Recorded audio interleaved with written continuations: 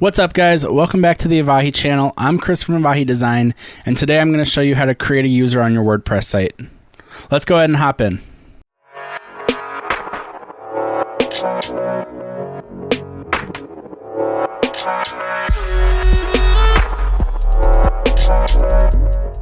Okay, creating users is really simple. So you're going to go to your website.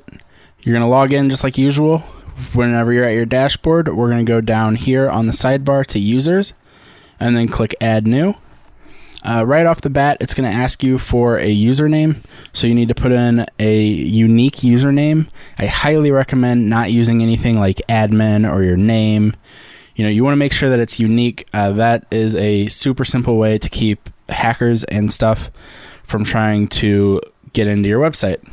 So we are going to call this Avahi, and then you would put in an email. So I'll just put in my regular email, and then you can put in as much information as you want or as little. You just need to put in your username and email. You can show password, and then here you can either use what WordPress automatically gives you, or you can go ahead and delete that and put in whatever password you would want to put in yourself. You can choose whether you want to send the user an email about their account. I usually turn that off. And then the last portion of this is choosing their role.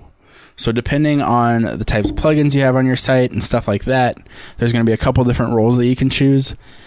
Administrator gives you access to the entire website. Shop Manager allows you access to just manage items on the shop. Customer gives you the least amount of access, but that role, it gives you specific access to a page on the WordPress site. Wholesale customer is something that I have from another plugin. So there's a couple different options. Down below, I'll link a description of the different roles on WordPress, and you can choose what you want to do. For this, we're going to click administrator, and then you would just hit add new user, and that's all it takes. It's really simple. Usually you get a confirmation. For this, I'm getting an error because I've already used this email, but normally that would just be a confirmation. You got to make sure that you're using separate emails and separate usernames. You can't try to double up on those. So that's how you add a user to your WordPress site. If you enjoyed this video, make sure you hit like and subscribe, and I'll see you guys next week.